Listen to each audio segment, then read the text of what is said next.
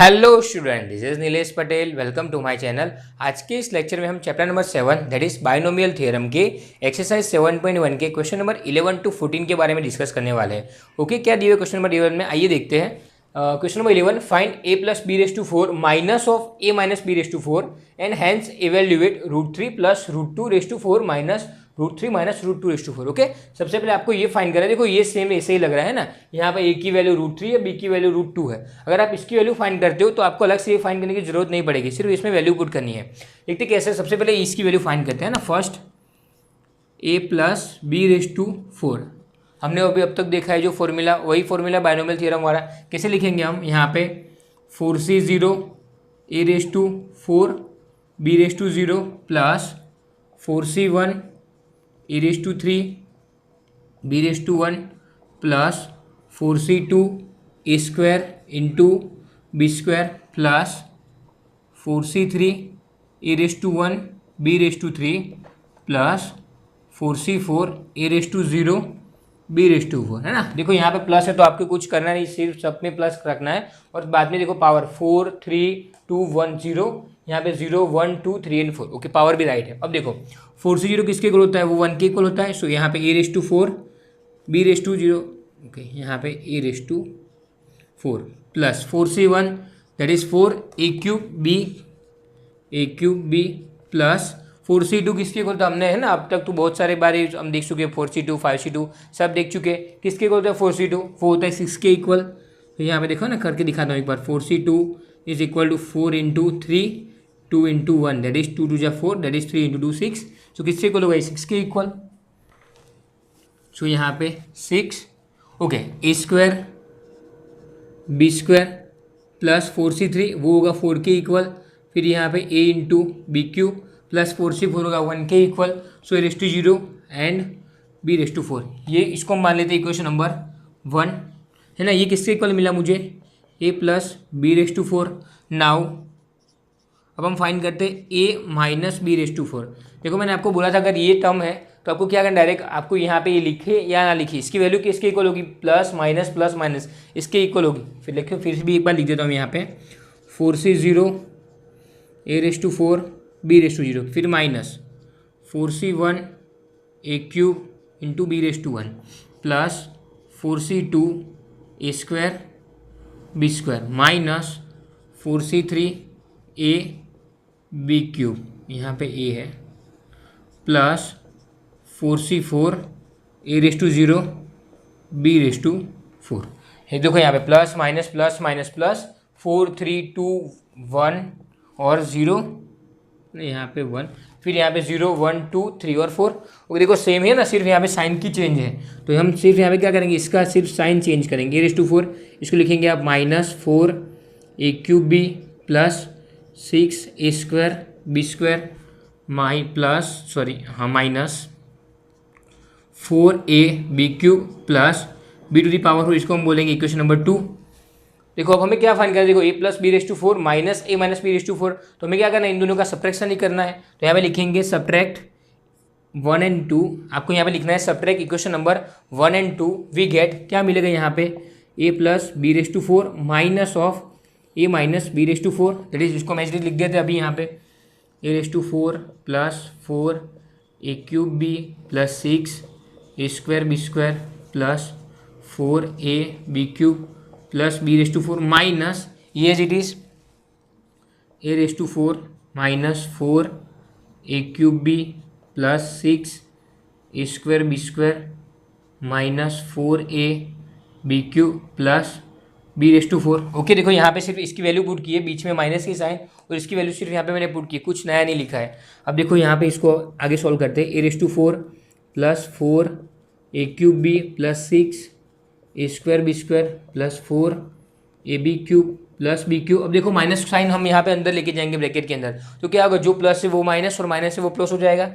यहाँ पे minus a raise to 4 minus plus 4 a cube b, फिर यहाँ पे minus 6 a square B square, फिर plus 4 a B cube, then after minus b cube. अब देखो क्या कैंसिल हो रहा है यहाँ से, देखो a रेस टू 4 से a रेस टू 4 कैंसिल, फिर यहाँ पे 4a³ भी, ओके 6a² b² से 6a² b² कैंसिल, फिर यहाँ पे b³ से b³ कैंसिल, ओके। तो कितना बचा यहाँ पे देखो 4a³ b that is 8a³ b plus 4ab³, so again 8ab³, फिर ओके 1 2 ओके बस सिर्फ 2 ही टर्म लास्ट में बचती है, 8a³ b प्लस 8ab³, इतना ही बचता है, ओके।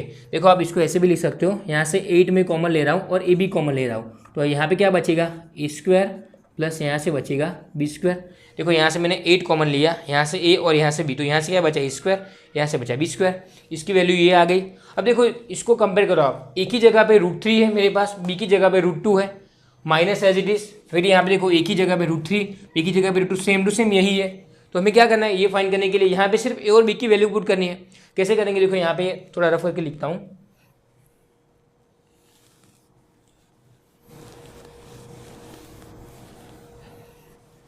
ओके। अब हमें फाइंड करना है √3 प्लस √2⁴ माइनस √3 माइनस √2⁴, है ना। इसके ये किसके इक्वल होगा, देखो यहाँ से a की जगह पे √3, सो यहाँ पे 8, a की जगह पे √3 इंटू b की जगह पे √2, है ना, √3 इंटू √2 ब्रैकेट में a का square that is √3 square plus b का square that is √2 square, okay.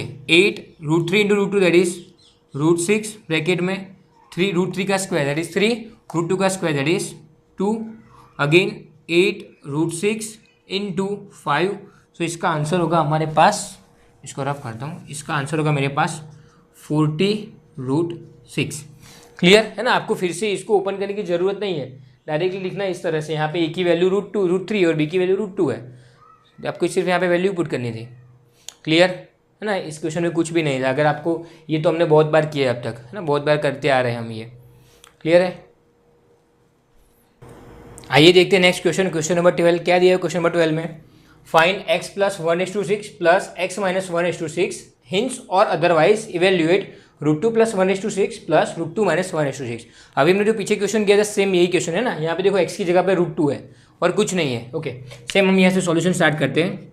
x + 1:6, यहाँ पे a की जगह पे x है और b की जगह पे 1, इसको हम एक्सपांड करते हैं। कैसे एक्सटेंशन होगा, 6c0 x⁻6 and 1:0 plus 6c1 x⁵5 1:1 plus 6c2 x⁴ 1:2 plus 6c3 x³ into 1³ plus 6c4 x² 1:4 plus 6c5 x 1:5 plus 6c6 x⁻0 and 1:6।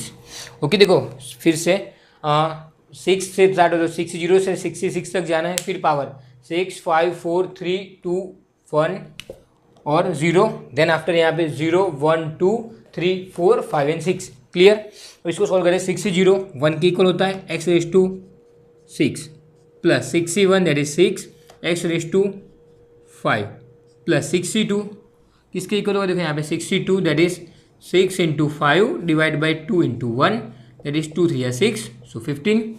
तो यहाँ से हम लिखेंगे 15 x⁴ प्लस 6c3 वो किसके इक्वल होगा, देखो 6c3 that is 6 into 5 into 4 divide by 3 into 2 into 1, 3 2 जैसे cancel, so 5 into 4 that is 20। सो यहाँ पे हमारे पास होगा 20 x³ प्लस 64 किसके इक्वल होगा, आप यहाँ पे सॉल्व करेंगे तो 64 आपको 15 के इक्वल मिलेगा। 15x² 65 होता है, देखो 65 6 के इक्वल होता है, x प्लस 66 1 के इक्वल होता है, सो 1:6 दैट इज 1, है ना। देखो यहाँ पे 5 फाइंड कर देता हूँ आपको मैं, 65 that is 6 5 4 3 and 2 divided by 5 4 3 2 and 1, यहाँ से सब कैंसिल, तो आंसर मुझे मिला 6। वैसे 1 कैंसिल नहीं होगा इसलिए नहीं किया, ओके। आंसर मिला 6। क्लियर है, और यहाँ पे 1 लास्ट में, डन। अब देखो हमने पीछे किया था सेम टू सेम, अगर माइनस है बीच में तो आपको लिखने की भी ज़रूरत नहीं, डायरेक्टली आप लिख सकते हो। सिमिलरली यहाँ पे नाउ एक्स माइनस 1:6 कैसे लिखेंगे हम इसको? सेम, सिर्फ बीच में माइनस करना है और कुछ नहीं करना है ना। अभी हमने लिखा था सेम, आपको यहाँ पे लिख देना है बीच में माइनस। चलो लिख ही देता हूँ, 6C0 x⁻6 1:0 minus 6C1 x⁵5 1:1 plus 6C2 x⁴ 1:2 minus 6C3 x⁵ 1:3 plus 6C4 x⁻² 1:4 minus 6C5 x⁻1 1:5 plus 6C6 x⁻0 and 1:6। देखो यहाँ पे plus minus plus minus plus minus plus, फिर पावर 6 5 4 3 2 1 0, फिर 0 1 2 3 4 5 एंड 6। देखो सेम टू सेम लिखा है, सिर्फ sign का फर्क चेंज है ना। देखो यहाँ पे साइन प्लस थी, यहाँ पे माइनस है, उतना ही फर्क है। तो आंसर सेम ही है, अगर सिर्फ साइन का चेंज होगा तो यहाँ पे लिख सकते हैं आंसर डायरेक्टली x⁻6, फिर यहाँ पे minus 6x⁵5 plus 15x⁴ minus 20x³ plus 15x² minus 6x plus 1। यही होगा हमारे पास। इसको बोलेंगे इक्वेशन नंबर 1, इसको बोलेंगे इक्वेशन नंबर 2। ओके, अब क्या देखो हमें करना है x प्लस 1:6, बीच में प्लस, लास्ट में माइनस था, अब यहाँ पे देखो प्लस है। तो क्या करते हैं हम यहाँ पे, आपको यहाँ पे लिखना है एड इक्वेशन नंबर 1 एंड 2 लिखना है यहाँ पे। Adding equation 1 and 2 we get, क्या मिलता है हमें ऐड करने के बाद? देखो हम करते हैं यहाँ पे x plus 1:6 plus x minus 1:6। क्या होगा यहाँ पे? देखो लिखते हैं x⁻6 plus 6x⁵5 plus 15x⁴ plus 20x³ plus 15x² minus 6 plus 6x plus 1। ये हुआ x प्लस 6, ये लिख दिया मैंने इक्वेशन 1। फिर यहाँ पे इसको लिखते हैं प्लस करके x⁻6, फिर माइनस 6x⁵5 प्लस 15x⁴, फिर यहाँ पे minus 20x³ plus 15x⁵2 minus 6x plus 1, है ना। इतना लॉन्ग हुआ। तो देखो जो कैंसिल हो कैंसिल करते हैं हमने यहाँ पे। देखो 6x⁵5 कैंसिल, फिर यहाँ पे 20x³ कैंसिल, फिर यहाँ पे 6x वो भी कैंसिल। ओके, तो क्या बचा हमारे पास? देखो x⁻6 plus x⁻6 that is 2x⁻6। अब देखो 15x⁴, again 15x⁴ that is 13x⁴ plus यहाँ पे 1 और ये 1 दैट इज 2। इतना आंसर है। आप यहाँ से 2 को कॉमन भी ले सकते हो, तो यहाँ पे बचेगा आपके पास x⁻6 प्लस 15x⁴।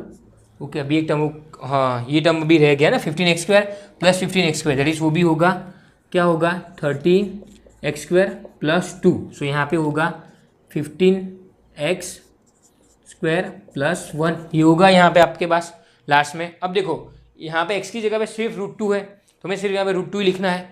ओके, अब सॉल्व करते हैं यहाँ पे। यहाँ तक समझ में आ गया, ये हमारा आंसर हुआ, इसका आंसर हुआ।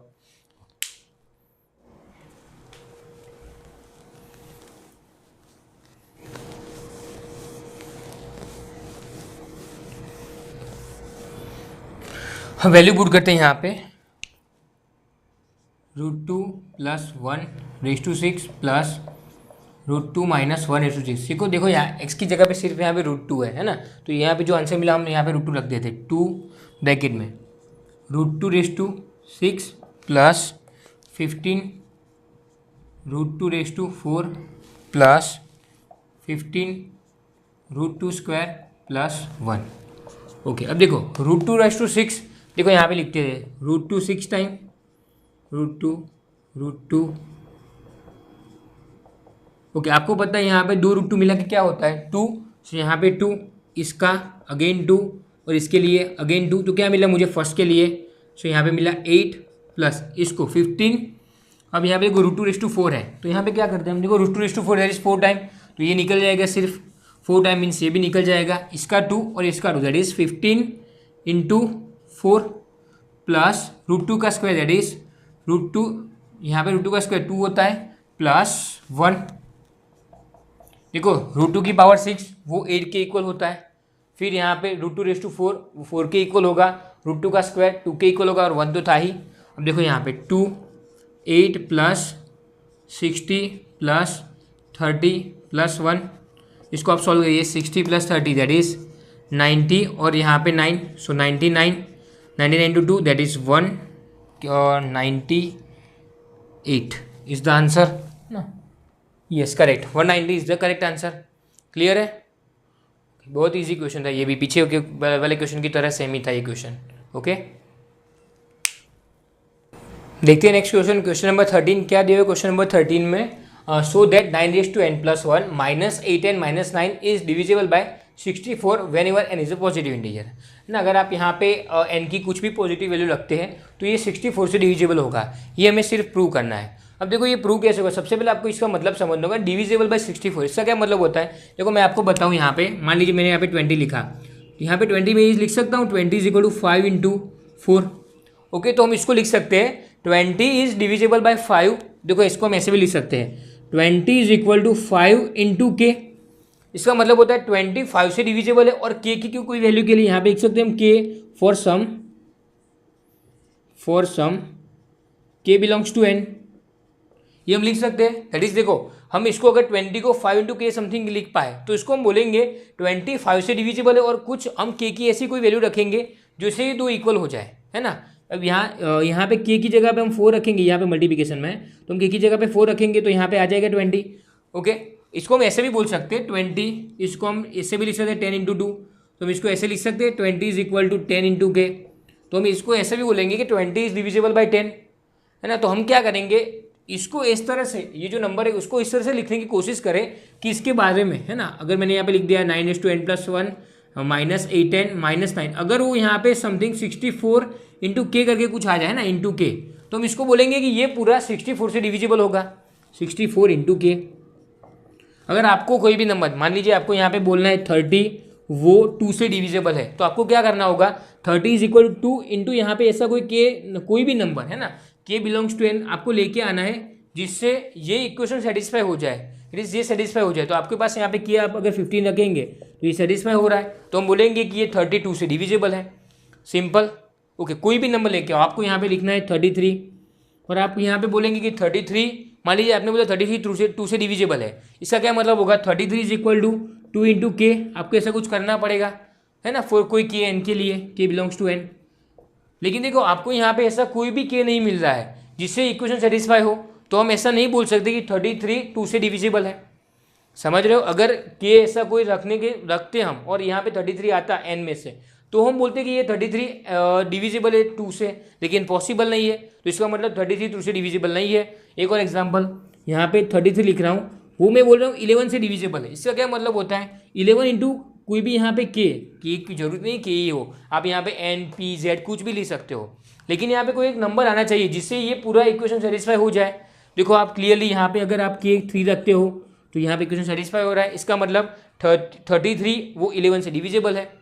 क्लियर है. तो आपको यही करना है. देखो आपको ये जो पूरी इक्वेशन है उसको 64 से डिविजिबल बताना है. तो आप क्या करेंगे, इसको 64 इंटू कुछ k लिखेंगे तो पॉसिबल होगा, है ना. कोई भी नंबर आएगा उससे हम बोल सकेंगे कि ये डिविजिबल होगा.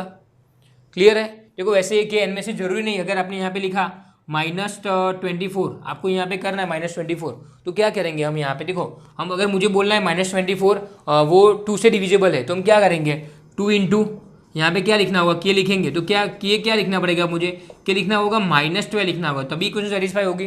तो जरूरी नहीं हर बार n ही हो, लेकिन ये जब पॉजिटिव नंबर होगा तो सेटिस्फाई हो रहा है, इसलिए मैंने n लिखा. यहाँ पे वैसे जरूरी नहीं n हो, यहाँ पे z में से भी आप ले सकते हो. क्लियर है. ओके, अब देखो इस क्वेश्चन को हम सॉल्व करते हैं.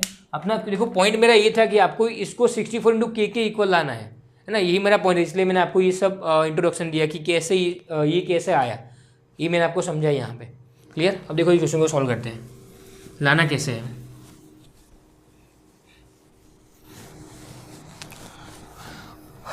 ओके, देखो इसको स्टार्ट, ये फर्स्ट टर्म है उससे स्टार्ट करना है ना. जो भी फर्स्ट टर्म यहाँ पे आपको दिया 9n+1, तो आपको क्या लिखना है, इसको बायनोमियल थ्योरम है ना, मुझे कन्वर्ट करना है a + b⁻n या फिर a - b⁻n, जिससे मैं ये क्वेश्चन सॉल्व कर सकूँ. ओके, देखो n+1 पावर दी हुई है, देखो मैं इसको ऐसे लिख सकता हूँ. देखो लिखना कैसे, वैसे 9 को हम मैंने कल भी बताया था 7 + 2 भी लिख सकते हैं, फिर यहाँ पे 8 + 1 लिख सकते हैं, 9 को 10 - 1 भी लिख सकते हैं, है ना, कुछ भी लिख सकते हैं. लेकिन देखो हमें क्या लिखना है, हमें देखो इस 8 लाना है, 8 की फॉर्म में कन्वर्ट करना है. देखो यहाँ पे जो नंबर है हमें उस फॉर्म में लिखना है. 9 को किस फॉर्म में लिखना है, 8 के फॉर्म में लाना है. तो हम क्या करेंगे, तो देखो एक ही पॉसिबल है, 8 + 1 ही पॉसिबल है. अगर मुझे यहाँ पे 8 चाहिए तो क्या लिखना पड़ेगा, 9 को 8+1 ही लिखना पड़ेगा। ये बात समझ में आ रही है। तो क्या लिखेंगे हम, देखो यहाँ पे 9n+1 किसके इक्वल होगा, वो 1+8 लिखते हैं यहाँ पे हम, 1+8n+1 इसके इक्वल होगा। क्लियर। अब देखो हमारा इक्वेशन यहाँ पे दैट इज, अगर क्या अब क्या मिलेगा हमारे पास, a = 1, b = 8, एंड देखो यहाँ पे n की जगह पे क्या मिला मुझे, n+1 है ना, n की जगह पे मेरे पास n+1 है। ओके, अब देखो इक्वेशन में पुट करते हैं जो हमारा बाइनोमियल थ्योरम था। यहाँ पे मैं थ्योरम भी लिख देता हूँ जिससे आपको आसानी हो। क्या था हमारे पास, a + b⁴n that is nc0 a⁴n b⁴0 plus nc1 a⁻n−1 b⁴1 plus nc2 a⁻n−2 b² up to last में ncn a⁻0 n b⁴n। यहाँ तक था हमारा फॉर्मूला। देखो यहाँ पे एक ही जगह पे मेरे पास 1 है, b की जगह पे 8 है और n की जगह पे n+1 है। यहाँ पे पुट करो तो क्या मिलेगा, यहाँ से n+1 c0 a की जगह पे मेरे पास 1 है, सो 1n+1 इंटू 8/0 है ना। देखो सिर्फ यहाँ पे पुट की, एक की जगह पे 1 है मेरे पास, b की जगह पे 8 है और n की जगह पे n+1 है। सिर्फ इतना मैंने इक्वेशन में पुट किया है, कुछ नया नहीं किया है। प्लस nc1 n की जगह पे मैं लिखना है n+1, ओके यहाँ पे 1, a की जगह पे मेरे पास है 1, सो 1n−1 और b की जगह पे मेरे पास होगा यहाँ पे 8/1 plus nc2 that is n+1 c2, यहाँ पे देखो a की जगह पे मेरे पास 1n−2 और यहाँ पे b की जगह पे 8², ऐसे कंटिन्यू होगा, कहाँ तक जाएगा, लास्ट में n+1। देखो ncn तो यहाँ पे n की जगह पे n+1 है तो ये लिखा जाएगा n+1 से n+1 a दैट इज 1/0 और b दैट इज 8n+1, वहाँ तक जाएगा। ये समझ में आ रहा है आपको, ओके। हाँ सॉरी, यहाँ पे देखो n+1 में कम होगा तो यहाँ पे n आएगा ना, सॉरी n+1 में कम होगा तो यहाँ पे n आएगा और यहाँ पे 1, ओके यहाँ पे n-1 आएगा है ना, एक कम। देखो n+1 में से एक कम n, यहाँ से एक कम n-1। देखो दोनों का सम क्या होना चाहिए, n+1 होना चाहिए, n+1 0 n+1, यहाँ पे n और +1 तो आगे n+1, यहाँ पे n-1 + 2 तो आगे यहाँ पे n+1 है ना। यहाँ पे थोड़ी गलती हो गई लिखने में। क्लियर है यहाँ तक। अब देखो क्या करना है, देखो आपके मगज में एक और क्वेश्चन आ सकता था, हमने यहाँ पे 1+8 ही क्यों लिखा, अगर मैंने यहाँ पे 8+1 लिखता तो भी कोई दिक्कत नहीं थी, इसकी भी पावर n+1 लिख सकते थे हम। तो देखो अगर हमने यहाँ पे ये किया होता 8+1 तो यहाँ पे देखो क्या आता, 8 की पावर n+1, यहाँ पे देखो 8 की पावर n आता है ना, फर्स्ट जो टर्म है उसकी पावर होती है, तो मेरे पास यहाँ पे होता है 8 की पावर n+1। वो तो मुझे n की वैल्यू नहीं मालूम है तो सॉल्व कैसे करेंगे। देखो मुझे ये पता है 1 की वैल्यू जो भी लिखो वो 1 ही होता है, इसलिए मैंने देखो स्मार्टली 1+8 लिखा ना कि 8+1 लिखा। ये समझ में आ रहा है, ओके। अब देखो इसको सॉल्व करते हैं ना, ये नहीं लिखना है, ऐसे आपको नहीं लिखना है। n+1 से 0 1 1n+1 अगेन 1, सो यहाँ पे 1 प्लस n+1 से 1 तो क्या होता है ये n+1। अब देखो 1n 1 8/1, सो यहाँ पे 8। अब देखो इसको थोड़ी देर में रहने दो, इसको सॉल्व नहीं करता हूँ। देखो यहाँ पे 1 प्लस ये n+1 इंटू 8, सो यहाँ से 8n + 8, इसको रहने दो थोड़ी बार, आपको मैं समझाता हूँ कि क्यों ये मैंने लिखा नहीं अभी। देखो 1 + 8 दैट इज 9 प्लस 8n, यहाँ पे क्या था मेरे पास 1 + 8n+1, ये किसके इक्वल था, ये इक्वल था 9n+1 के, तो हम यहाँ पे डायरेक्ट लिख सकते हैं 9n+1। क्लियर है यहाँ तक। देखो अब इसको उठा के आप इस साइड लेके आओ तो क्या होगा मेरे पास, यहाँ पे देखो 9n+8+1, यहाँ पे ये होगा -8n, ये होगा -9। देखो यहाँ तक हम लेके आए। अब देखो क्या करना था, मैंने आपको पहले ही बोला था इसको 64 से डिविजन बनाना है आपको, तो क्या करना होगा 9n+1 -8n -9। अगर ये इसको मैं 64 इंटू k लिख दूँ तो चलेगा है ना, कोई भी नंबर के लिए। देखो यहाँ पे मेरे पास ये टर्म तो आ गई 9n+1 -8n -9। अब मुझे यहाँ पे क्या करना है, कुछ भी करके 64 लेके आना है। देखो मैंने यहाँ पे ये टर्म इसके लिए, ये टर्म इसके लिए। अब इसका सॉल्यूशन करते हैं ना, पूरा सॉल्व नहीं करना है, अगर आप पूरा सॉल्व करोगे तो ये शाम तक सॉल्व ही नहीं होगा है ना, कल तक सॉल्व नहीं होगा। देखो n+1 से 2 इसको एज इट इज रहने देते हैं। देखो तो सब में यहाँ पे होगा, देखो 8 का स्क्वायर। नेक्स्ट स्टेप में क्या आएगा, देखो यहाँ पे 0 पावर था, फिर 1 पावर, फिर 2, फिर 3, 4, ऐसे 8 की पावर कंटिन्यू करेगी। देखो मैं यहाँ से 8 की पावर 2 को कॉमन लेता हूँ सब में से, तो क्या मिलेगा यहाँ से, मैंने देखो 8/2 कॉमन लिया तो यहाँ पे क्या बचा मेरे पास, अब यहाँ से n+1 से 2 और यहाँ पे मेरे पास 8/2 हो गया, सो 1n-1।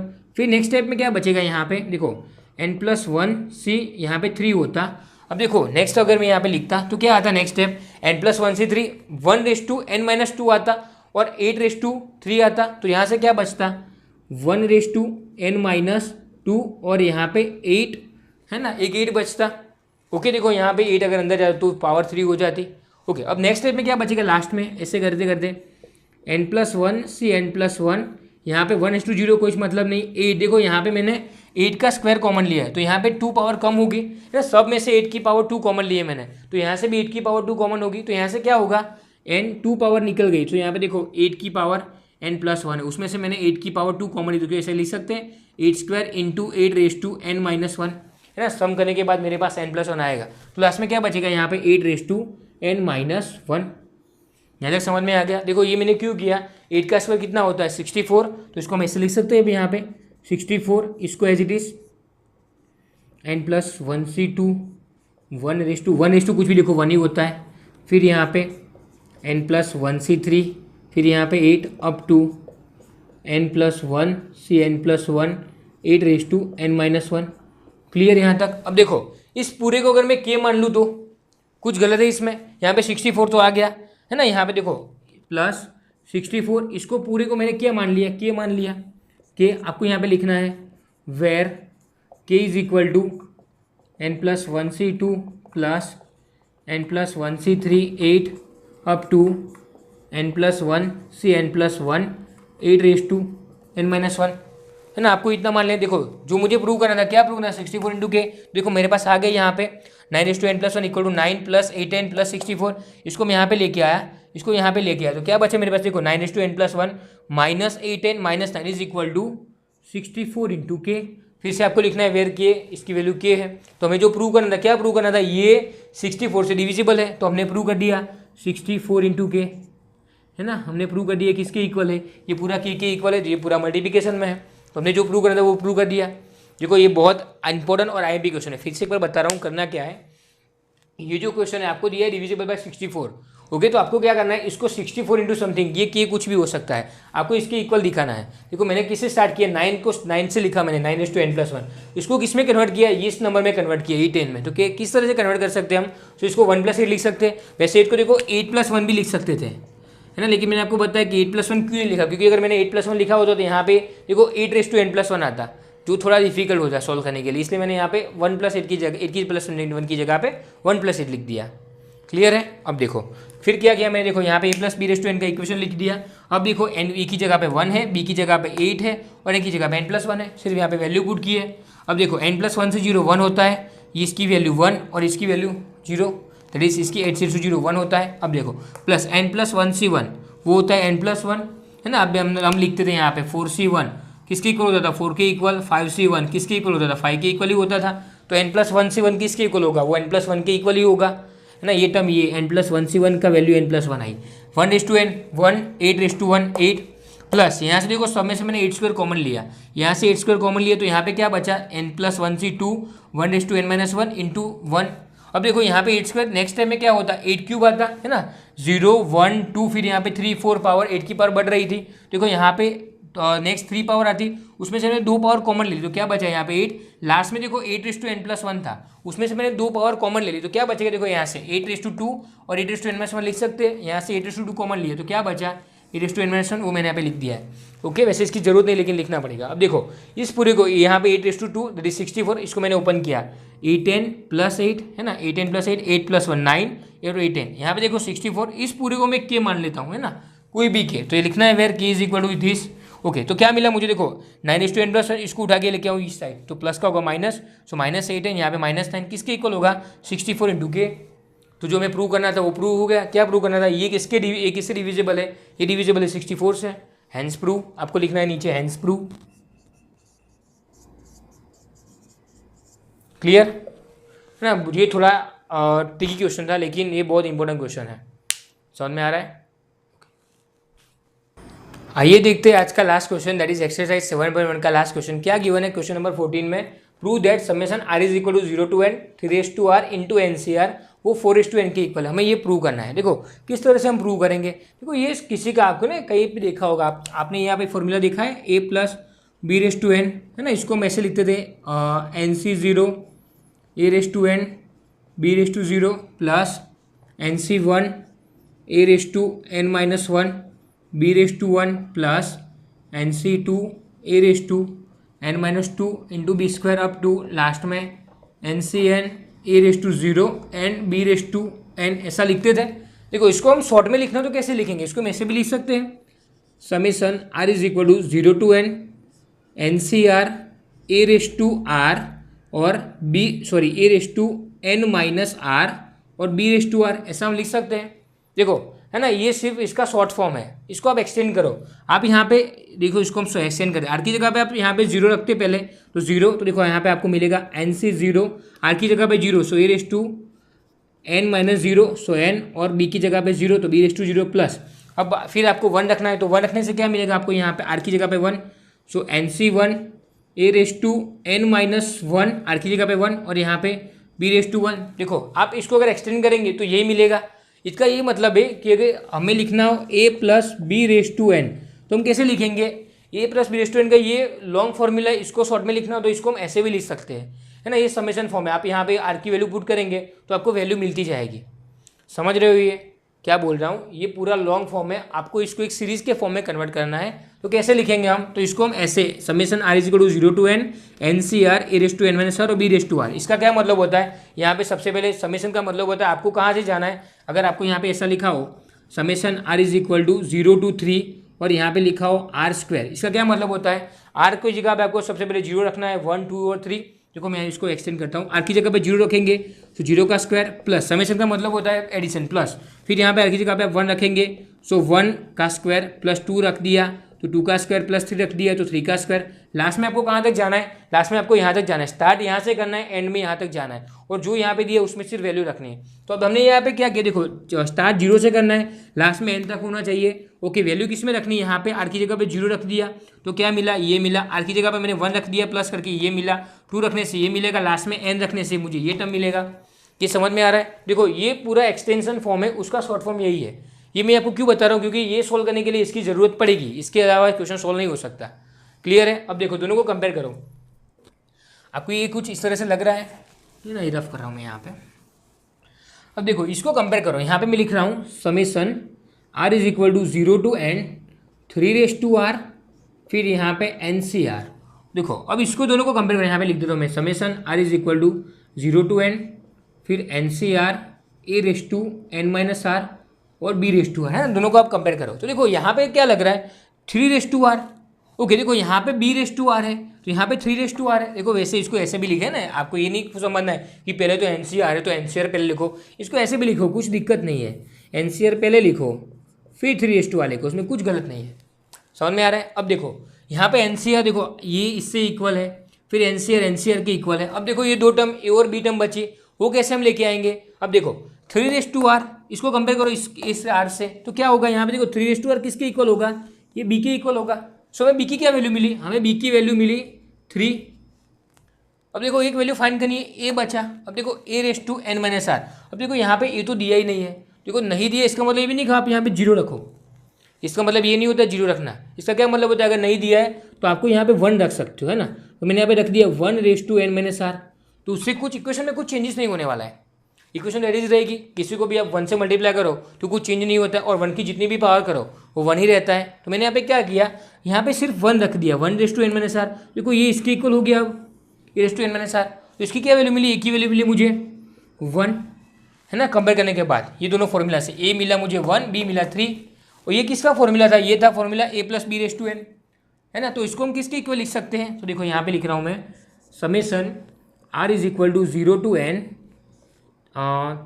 3 raise to r into NCr को किसके इक्वल होता है, हमने ये वो फॉर्मूला कंपेयर किया, ये किसका फॉर्मूला है, यहाँ पे a plus B raise to n में a की जगह पे 1 और b की जगह पे 3 रेस टू n। सो यहाँ पे लिख दिया मैंने a की जगह पे 1 और b की जगह पे 3 रेस टू n, तो ये मिला मुझे 4 रेस टू n। जो मैं प्रूव करना था वो मिल गया, है ना। क्वेश्चन बहुत ईजी था, लेकिन आपको ये फॉर्म आना चाहिए। अगर आपको ये फॉर्म आता है, इसको इस दोनों में को सिर्फ कंपेयर करना है, कंपेयर करने के बाद यहाँ पे सिर्फ वैल्यू पुट करनी है, और कुछ नया नहीं किया मैंने। क्लियर। फिर से बता रहा हूँ, देखो ये a plus B raise to n का फॉर्मूला था, अब इन लोगों को कंपेयर करने के बाद मुझे क्या मिला, एनसीआर के इक्वल है, समेशन के इक्वल है। देखो यहाँ पे B/R, यहाँ पे 3/R है, तो बी की वैल्यू मुझे मिली 3।